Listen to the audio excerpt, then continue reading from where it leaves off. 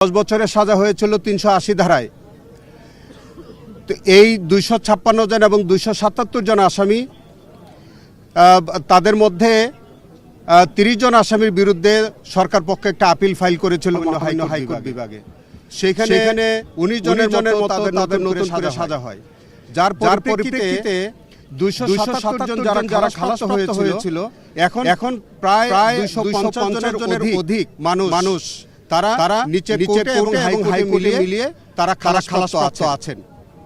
এবং যে 256 জন যাদের 10 বছরের সাজা হয়েছিল সেই লোকগুলোর সাজা 2010 সাল থেকে আজকে 2025 সাল তাদের 10 বছরের সাথে ইতোমধ্যে সার্ভ হয়ে গেছে, যার কারণে তাদেরও আর কোনো সাজা বিদ্যমান নাই।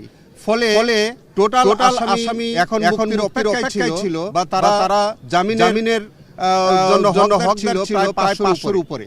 আজকে আমরা মাননীয় আদালতে এই আসামিদেরকে সবার আমরা জামিনের আবেদন করেছিলাম। মাননীয় আদালত আজকে সবকিছু বিচার বিশ্লেষণ করে তিনি একটি অপিনিয়ন ব্যক্ত করেছেন।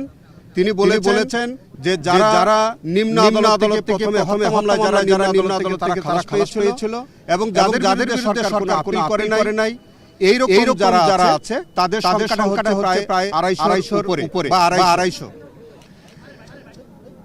সেই 250 মানুষ তাদেরকে আজকে মাননীয় আদালত জামিনে মুক্তি দিয়েছেন।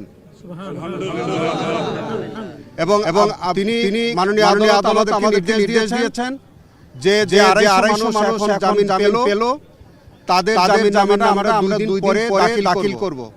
আমরা ভালো করে স্ক্রুটিনি করে কেউ যাতে কোনো অন্য আসামি যারা সাজাপ্রাপ্ত এরকম যাতে এসে ভুল বেল যাতে সাবমিট না হয়ে যায়, এই জন্য আমাদের দায়িত্বশীলতার সাথে এবং আমাদের মামলার রায়ের কপি দেখে এবং হাইকোর্টের রায়ের কপি টালি করে যারা উভয় কোর্ট থেকে খালাসপ্রাপ্ত এরকম 250 জনের পক্ষে আমরা আগামী 2 দিন পরে যাচাই সাপেক্ষে আমরা তাদের জামিন দাখিল করলে তারা আগামী 2 দিন পরে জেলখানা থেকে মুক্তি পাবেন।